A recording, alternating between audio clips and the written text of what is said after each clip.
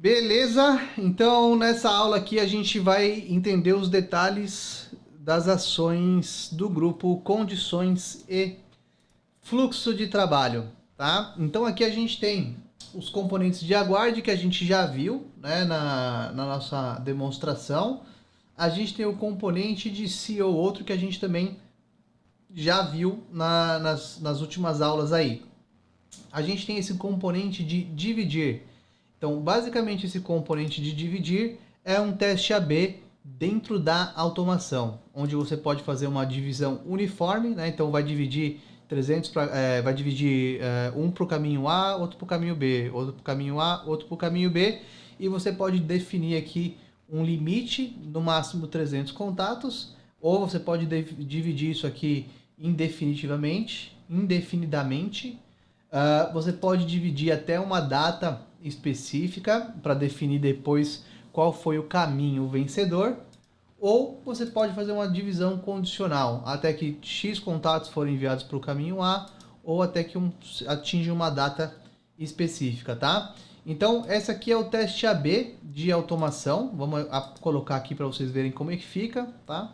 E a gente tem o caminho A e o caminho B. Perfeito?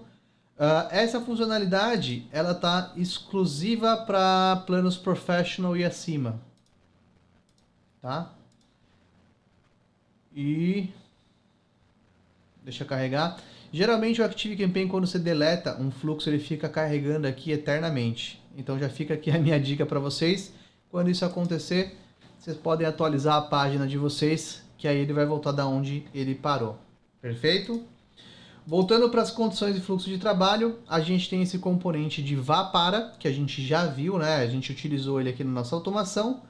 E a gente tem esse componente de meta. Vamos simular aqui o componente de meta. Como que funcionaria essa meta? Vamos ajustar aqui.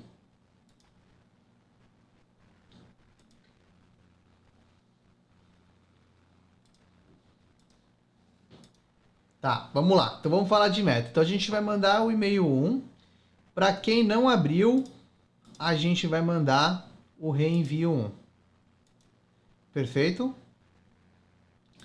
E a gente vai adicionar o nosso componente de meta. Então a meta dessa automação é abrir o e-mail download ebook 1. A gente vai clicar aqui para adicionar essa meta. Então, abriu. Download ebook 1. Perfeito?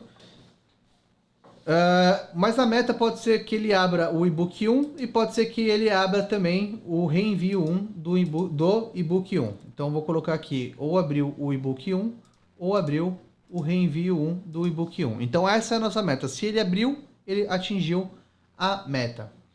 Essa meta, ela pode acontecer de duas maneiras. Então, quando o contato está abaixo da posição do contato ou ele está em qualquer lugar. Como é uma automação simples, eu vou deixar aqui abaixo da posição do contato e eu já vou explicar o que acontece, tá? E se o contato chegar nesse componente e não atingiu a meta, finalize a automação. Perfeito? Então, o que acontece? Esse componente de meta ele funciona como se fosse um imã. Então, a pessoa entrou aqui, a gente mandou o ebook 1 para ela e vai aguardar até que ela abra a campanha, tá? Aqui a gente pode tirar esse abra a campanha. Vamos voltar aqui e adicionar aguardar por 2 dias. Por quê? Se ele abrir esse e-mail, ele vai bater a meta. E a meta vai puxar o contato dessa etapa de aguarde e vai trazer aqui para o final. Ou seja, ele não vai receber esse reenvio 1. Então, o que significa abaixo da posição do contato, né? Então, o contato está aguardando por 2 dias. O componente está abaixo da posição do contato. Se o contato estivesse aqui embaixo, ele não teria como bater a meta se a configuração estiver abaixo da posição do contato, mas a gente pode colocar em qualquer lugar, ou abaixo da posição do contato ou acima da posição do contato, tá? Esse é o primeiro detalhe. E o contato que chegou aqui, né? A gente mandou o reenvio 1 para ele e ele chegou aqui, mas ele não atendeu ele não cumpriu a meta, ele vai finalizar a automação. Ele não participa mais de nada. Então, depois que a gente manda o e-mail aqui, o ideal seria a gente colocar um aguarde por mais 2 dias, né? Para que a gente veja se ele vai cumprir a meta, que é abrir ou o primeiro e-mail ou o segundo e-mail. Depois de 2 dias ele vem para cá e aí, se ele não abrir o e-mail, finaliza a automação para ele. A minha Siri falando comigo, tá? E quem bater a meta, ou seja, quem abriu o e-mail, ele continua, tá? E o que a gente pode fazer para quem abriu? A gente pode mandar o e-mail de obrigado. E aí sim, a gente pode finalizar a nossa automação. Perfeito? Então, em resumo, o componente de meta, ele funciona como se fosse um ímã para sua automação, para tirar o contato de uma posição específica e levar para a posição que você quer que ele vá, né? Para que ele continuar na automação. Beleza? Continuando aqui, a gente pode iniciar ou finalizar uma outra automação, tá? Então, nessa conta aqui, a gente não tem nenhuma outra automação ativa, mas se a gente tivesse uma outra automação ativa, a gente ia poder selecionar para adicionar o contato em uma automação específica ou finalizar uma outra automação. São as duas opções que a gente tem. A gente também tem aqui o componente de webhook, que serve basicamente para você fazer integração do ActiveCampaign com outras plataformas. Mas para trabalhar com webhook, você precisa de uma terceira plataforma que vai fazer a ponte entre essas duas plataformas, que aí eu recomendo o Zapier ou o Integromat, para que você possa construir um webhook e assim por diante, tá? Eu não quero entrar muito em detalhes nisso, para não confundir a cabeça de vocês, pelo menos não nesse momento.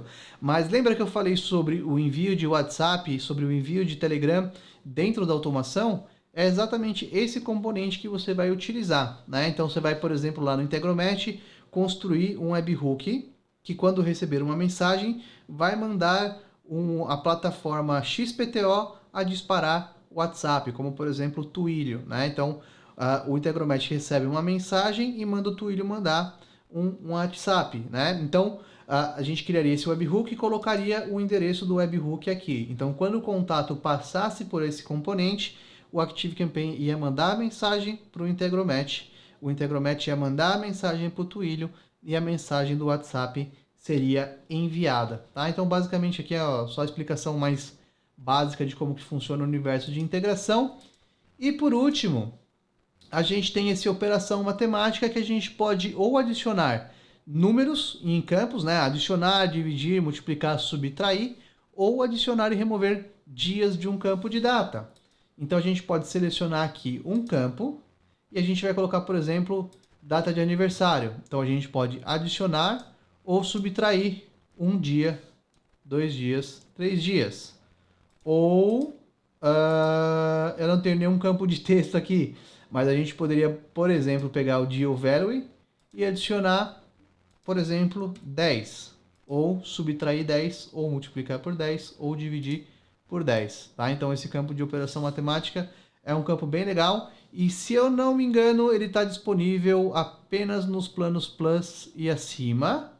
Ou ele está disponível no plano Lite, mas você consegue adicionar e remover dias ou números apenas de campos padrão, não de campos personalizados. De campos personalizados somente a partir do plano Plus. Quase certeza que é isso. E aqui esse é o overview aí que a gente teve geral desse menu de condições e fluxo de trabalho.